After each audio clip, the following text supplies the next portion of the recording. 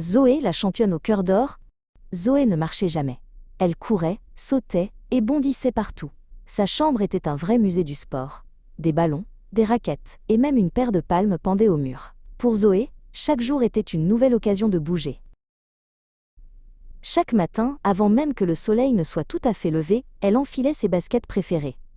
Avec son chien, un petit terrier plein d'énergie nommé Pistache, elle faisait le tour du parc en un éclair, sentant le vent frais sur son visage. À la piscine municipale, Zoé se sentait comme un poisson dans l'eau.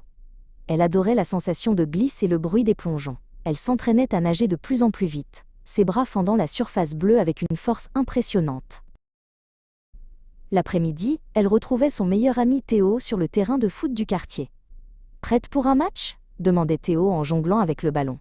Zoé répondait toujours par un grand sourire et un dribble rapide qui laissait Théo impressionné. Parfois, elle préférait travailler son équilibre et sa souplesse. Au club de gymnastique, elle marchait sur la poutre comme si elle était sur un fil de soie. Elle restait concentrée, trouvant sa force dans le calme de sa respiration. Un jour, une grande affiche colorée apparut sur le mur de l'école. « Le grand festival multisport arrive !» Zoé était tellement excitée qu'elle fit 3 saltos d'affilée dans la cour de récréation sous les yeux ébahis des autres élèves. Elle décida de s'entraîner spécifiquement avec Théo pour l'épreuve de relais, leur épreuve favorite. Ils passaient des heures à se passer le témoin avec précision, courant côte à côte sous les grands chênes du jardin public. Le jour du festival arriva enfin. Zoé commença la journée par la course de vélo. Elle pédalait si fort que le décor devenait flou autour d'elle. Elle aimait sentir la puissance de ses jambes, qui la propulsaient vers l'avant.